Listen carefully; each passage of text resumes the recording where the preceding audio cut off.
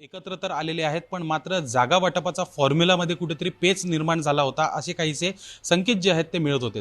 अशामध्येच दोन्ही ठाकरे बंधू आज एकत्रित येत आहेत, पत्रकार परिषद घेऊन युतीची घोषणा करत आहेत। जागा वाटपाचा फॉर्म्युला आणि जागा नेमक्या कोणत्या असणार आहेत अशा सर्व गोष्टींची घोषणा करणार आहेत। पण त्यापूर्वी शिंदेंच्या शिवसेनेमध्ये कुठेतरी वेगळंच एक संभ्रम निर्माण दिसून येत आहे। अर्थातच शिवसेना घाबरली आहे का किंवा कुठेतरी महायुती म्हणून समोर जात आहेत भाजपसोबत, पण ठाकरे बंधू एकत्र येणार यावर कुठेतरी त्यांच्या मनात भीती आहे का, असे अनेक प्रश्न जे आहेत ते सध्या राजकीय वर्तुळात रंगताना दिसून येत आहेत। आणि त्याचेच उत्तर घेण्यासाठी सध्या आपण शिवसेनेच्या नेत्या आणि प्रवक्त्या शीतलताई म्हात्रे यांच्याकडे आलेलो आहे। ताई, काय सांगाल, दोन्ही ठाकरे बंधू एकत्र येत आहेत, कुठेतरी एक निराशा आहे का किंवा भीती आहे का? निराशा आणि भीती असेल तर ती ठाकरे बंधूंमध्येच आहे। कारण ही जी युती आहे, ही युती ही स्वतःच्या भविष्यासाठी नव्हे तर स्वतःच्या मुलांच्या भविष्यासाठी होते। यामध्ये कुठेतरी आपली मुलं ही सेटल व्हावीत। कुठेही मराठी माणूस, मराठी अस्मिता हे फक्त बोलायचे भाषा आहे, खरी भाषा ही फक्त मुलांचं माझ्या भविष्य कसं सेटल होणार याच्यासाठी ही युती होते। कारण हे जे आज त्यांची 12 वाजता जी काही युती होणार आहे, तर मला वाटतं येणाऱ्या निवडणुकीला महाराष्ट्राची जनता त्यांचे 12 वाजवल्याशिवाय राहणार नाही।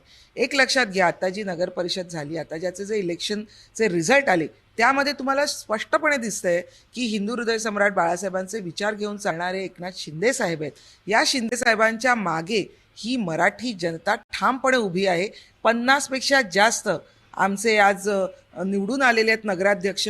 तर मला वाटतं ही सुद्धा गोष्ट लक्षात घेतली पाहिजे। आणि आमची भाजपाबरोबरची युती आहे ही माननीय बाळासाहेबांनी केलेली युती आहे, ही नैसर्गिक युती आहे। अहो, ज्यांना तुम्ही सेटलमेंट बादशाह म्हणालात, ज्यांना तुम्ही बिनशर्त पाठिंबा म्हणालात, ज्यांना संपलेल्या पक्षावर आम्ही बोलणार नाही असं बोललात, यांच्याबरोबर तुम्हाला युती करायला लागते। ही तुमची अपरिहार्यता आहे, ही तुमची सत्तेसाठी असलेली ही लालसा आहे। आदित्य ठाकरे हे वरळीला इलेक्शनला उभे होते तेव्हा राज ठाकरेने त्यांच्यासमोर आपला कॅन्डिडेट दिला नव्हता, परंतु याच्याच विरोधात जेव्हा अमित ठाकरे उभे होते माहीम विधानसभेतून, तेव्हा ठाकरेंनी त्यांचा कॅन्डिडेट दिला होता आणि त्याचमुळे अमित ठाकरे पडले। ह्याचं उत्तर मनसेनी कसे घेणार आहेत? अहो, गेल्या इलेक्शनला 2017च्या इलेक्शनला स्वतः बाळा नांदगावकर मनसेचे हे मातोश्रीवर जाऊन तासनतास बसत होते की आमच्याशी तुम्ही चर्चा करा, तेव्हा आम्हाला वेळ नाही असा निरोप उद्धवजींकडून त्यांना वेळोवेळी दिला गेला आणि हात हलवत बाळा नांदगावकर यांना परत यावं लागलं। त्यानंतर सुद्धा जे कोणी नगरसेवक निवडून आले मनसेचे, त्यांना सुद्धा पळवण्याचं काम या उद्धव ठाकरेंनी केलं। एक नगरसेवक फक्त त्यांचा मनसेचा मुंबई महानगरपालिकेत शिल्लक राहिला, बाकी सगळे नगरसेवक हे पळवून घेऊन गेले।